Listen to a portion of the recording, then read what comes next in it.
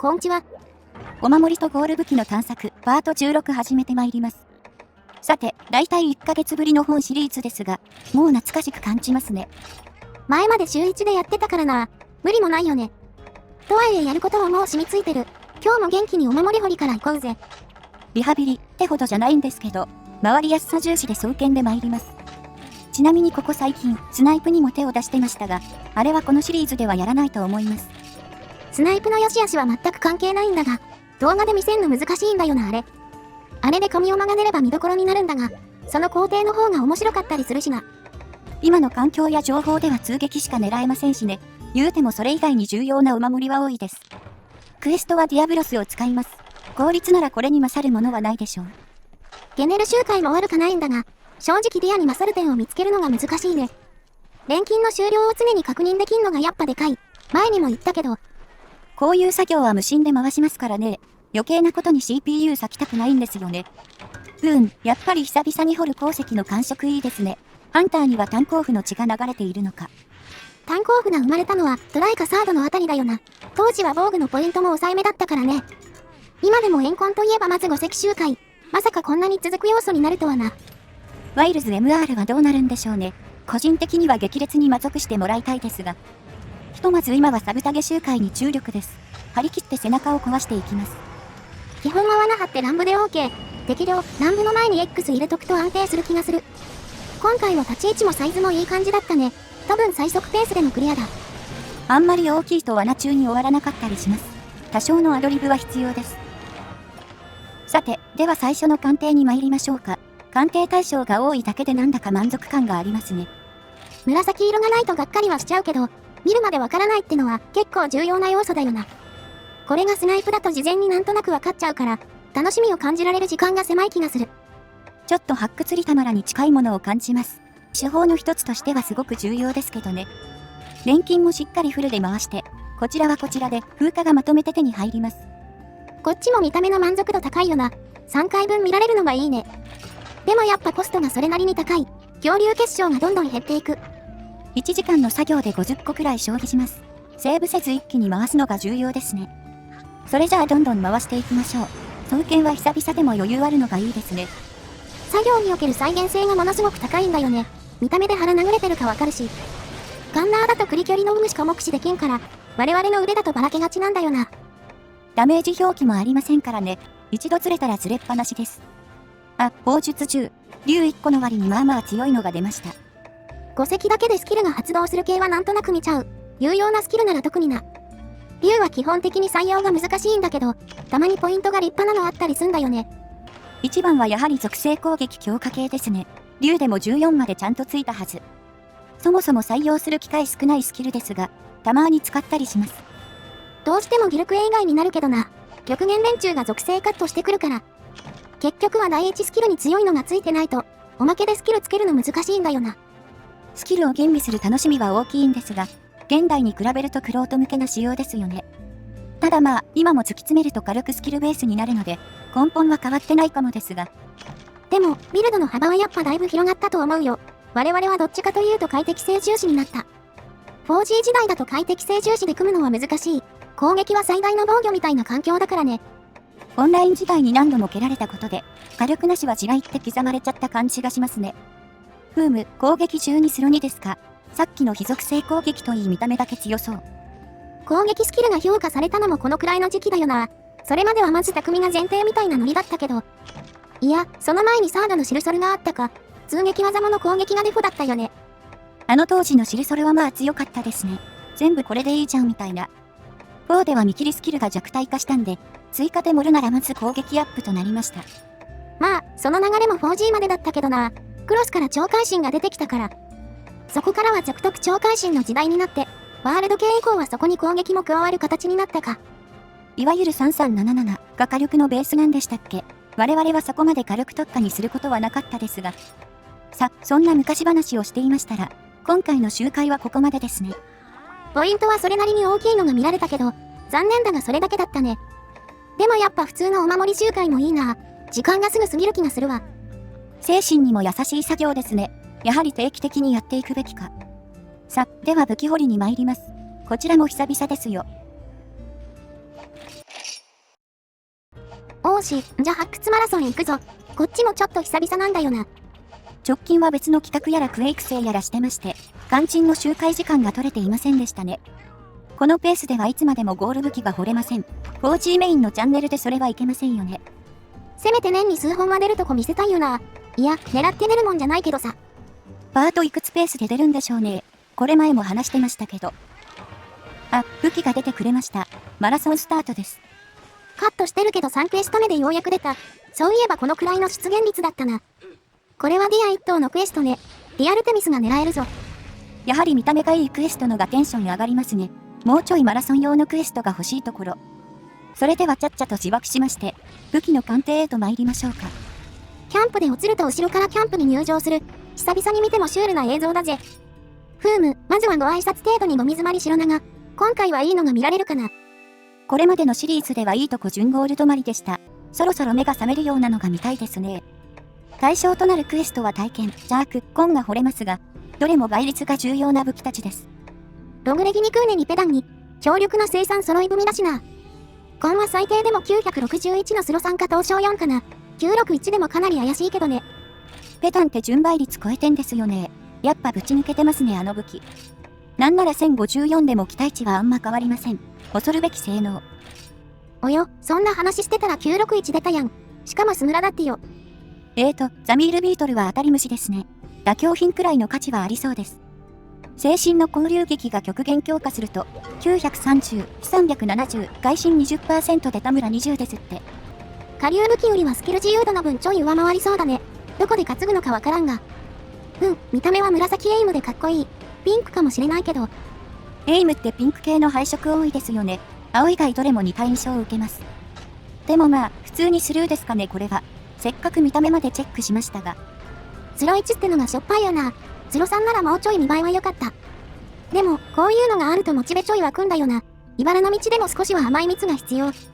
こうして人はガチャやギャンブルにはまるんでしょうかね。どっちも縁がないので知りませんけど。ほんとね、依存症の治療には 4G おすすめですよ。全国に配布したらどうですか？新たな依存を生みそうな気するけど、少なくとも経済的な破滅は免れるな。最高倍率のルテミスじゃん。しかもスロット3。しかし切れ味と属性が、この性能でレア級ですか。チャークもまた発掘的には難儀な武器で、クーネを超えるのはかなり難しいです。ソロだとヒットストップの軽さも魅力だからねクーネは。ピン火力はどうやっても覆せないし。で、お決まりの黄色ですと、ルテミスはよく黄色出るね。正直黄色は特別感ないんですよね。レイヤー系統と見分けがつかず。でも締めるきっかけにはなりましたかね。どこか違えばゴール武器になり得てたわけですし。気長にやるしかないね。じゃ、今日の狩猟パート行ってみよう。ほい、狩猟パートやっていこう。今回は新たにクエストを育成してきたよ。武器はいつもの火力体験セットでいきます。持ち物は先行セットです。なんだかこのセットを使うのも少し久々なような、マルチ時代は一番使ってたんですがね。なんだかんだ居合セットの登場率高いからね、体験以外持つこともあったしな。ということで今回のクエはこちら、クック原種のアックスコンだ。こちらはすれ違い企画で交換していただいたものです。ミシシッピさん、ありがとうございます。クックはちょいちょい回ってはいたんですが、がっつりやるのはこれが初めてでした。クック部屋って全然見た覚えないんだよな。なんなら Z 順でも貼られてるイメージない。クックってドスランと見た目被ってますしね。より有名で楽なドスランに人取られてたのかも。しかし、ソロ環境の今では我々的にドスランよりおすすめ。まずクエストの作りやすさが圧倒的です。ドスランは実質対地限定だもんな。理想のクエを引くだけでかなり厳しい。その点、クックは平地ならどこでも OK。倒しやすさもぶっちゃけそんな変わらん。体力もドスランとほぼ一緒ですからね。同じくらいの時間で回れるはず。クッククエを作る上ではバー先にするのが重要。それかクック先の地対地にするかですね。他の右バーと変わらんがね。分断できりゃ何でもいい。ドスランと違ってツタハメがいらないのが大きい。狭すぎなければどこでもいいぞ。狩りの模様は後でお届けしますので、とりあえず今はラージャンに集中しましょうか。今回、レベル107から136まで育ててきましたが、割と調子よくプレイできてると思います。天井は柱付近で戦えないからやりづらい点もあるが、ここのエリアは狭めなのがいいね。川みたくだだっ広いのもプレイ面はお得だけど、移動が面倒だったりもするしな。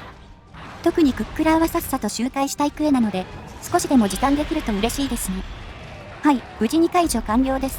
ご不審の同時使用でも慣れたもんですね。やっぱ同時に使ってると火力すごいよな。恐竜化相手してても実感したわ。クエ育ててんのは面倒な作業だけど、恐竜結晶が集めやすい点は良かったかも。極流玉余って結晶が不足するのがあるあるです。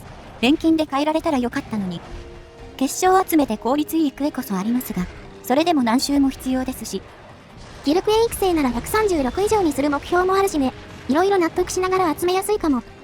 これ以外にも、あと2つほど育てたいのが溜まっててね。こっちもやっておかないと。我々にはプラスして動画化するという目的もあります。それのおかげで作業がはかどるところがありますね。それと、新たに入手したいクエもいくつか、時間がいくらあっても足りませんね。まあ、やりたいことがあるうちは幸せだけどね。やる気はある時に使い切らないとなくなっちまうからな。こうして新しいクエを取るのも面白いもんさ。いろいろ新たな発見がある。体力とか報酬などデータ系は事前に見れますけど、感触はやはりやってみるまでわかりませんからね。見た目は効率的なのに質は微妙とか、その逆もしかりです。マルチ時代とはまた話も変わるからね。さすがに令和8年に新たな情報も出てこないから。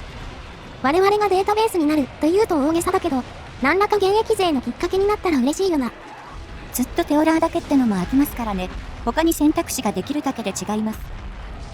しかし順調ですね。キビキビ動けてる気がします。いつもより行動に迷いがない感じするね。超順調ってわけじゃないけど。このクエ、何気にラージャンの討伐ペースも結構重要だ。あんまり無駄るとクック戦まで影響するからな。エリア2以降は普通に合流しますしね。煙も分け合って使いづらいし。135まではこのエリアで足引きするまで言ってましたが、136以降も通用するでしょうか。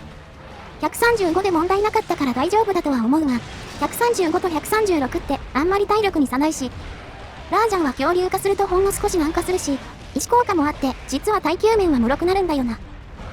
あくまで理論上ですけどね、後ろ足の効果の方がさすがに影響大きいです。ですが、恐竜化した方が早くなるってのは確かでした。結構あるあるです。ラーの恐竜化は別ベクトルで強かったけどね、動き早いんだよあいつ。その後、5分ちょい戦ったところで、無事に足を引きずってくれました。これはいいペースだね。クック戦に支障は出ないだろう。続くエリアには崖になってる。ここでは手前側だけで立ち回るぞ。理由は単純で、クックは中央付近に移動するからです。先生は索敵範囲も広いので。ラージャンは2、3発小づけば終わるはず。ここでもうクエストクリアも同然です。これ、割と誇張なしだよ。多少の技術的な改善の余地はあるが。さ、6分半でラー討伐完了だ。先生を探しに行こう。空を見上げてますがお姿は見えませんね。大抵は待ってれば飛んでくるんですが。おそらくエリア3での戦闘になるでしょう。崖を登っていきます。あ、いた。微妙に同化してて見づらいんだよね。体色はピンクと青で派手めですけど、割と落ち着いた色になってますよね。というわけでエリア3、川でクック戦行きます。天崖川という平坦マップ揃いの神クエ。樹海で先生を見たら、まず小ヤシ玉を投げよう。大丈夫、職員会議には持ち込まれないぜ。手元にはありったけの先行を用意。もう大体何するかお分かりかと思いますが。恐竜開口したんで、とりあえず石研ぎますか。クックは肉質少し硬くなっちゃうので。全身-5でそこまで大きい変化ではないが、単純に時間かかっちゃうからね。あとは飛ぶまで暇だから、適当に翼でも攻撃してよう。ガメさんであれば一撃でひるませることが可能だ。ただし、攻撃に集中しすぎないように注意です。飛ぶの見てから納刀だとほぼ間に合いません。納刀して、先生の向きに注意しつつ。ほい来た、エリチェンの飛行。ここで先行をぶん投げよう。そしたら翼に向かってすぐ溜め始める。この時、向かって右から攻撃するのが重要だ。左にいると尻尾攻撃が避けられません。右であればほぼ安全です。2回目までは先行の時間が長いので攻撃を継続。しっかり翼を狙うようにしましょうね。翼は切断80とはちゃめちゃに柔らかい。石効果と合わせてものすごいダメージになるぞ。よし、先行が切れたね。そしたら次の先行を当てに行こう。はい、エリチェンを狙った先行跳ねが成立です。どれだけ当てても2発は翼を殴る猶予があります。流れて自然に恐竜化も解除できますが、逆にペースが乱れがちなので注意。ピヨピヨエフェクトに常に注意するのが大事だね。途切れるとロスって面倒だ。エフェクトが切れたら攻撃しないのが無難。翼にためが確定するなら狙っていいけど。先行による先行はめ。絵面が黒すぎますねこれは。この子もまともにやり合うとかなり面倒なんですが、ドスランといい、潮流種ははめられがちです。ちなみにこれ、もちろんアッシュでも成立するよ。体力が高くて翼も硬いから面倒だけど。ふむ、もう弱ってるね。それじゃあラストの先行落としといきますか。はい、クック戦終了しました。なんとか10分は切れましたね。クックの戦闘時間は2分ほど。スタラン級のスピード感です。一応クックはドスランより少しだけ報酬の質がいい。なんならはめやすさは勝ってるんじゃないかな。さっきソロ向けにおすすめと言ったけど、これを見れば十分伝わったでしょ。はめに抵抗なければ戦闘はトップクラスに簡単です。ログレギでも全然問題なく通用しますからね。それでいてツタ上スタートを狙う必要もないので、入門の右ラーとしてかなりおすすめです。見た目も一緒だからランナーの代用としても完璧。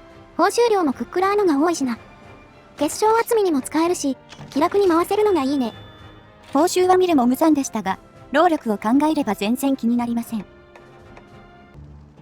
はい、というわけでクックラーでございました。ソロ向けとしては素晴らしいクエストでしたね。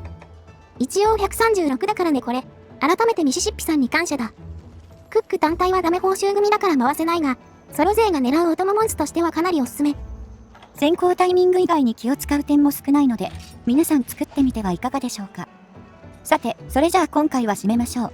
別の育成中クエもありますし。探索と合わせてしっかり準備しないとな。ゴール探索の旅は終わらねえ。ほいじゃ、次の動画で。またね。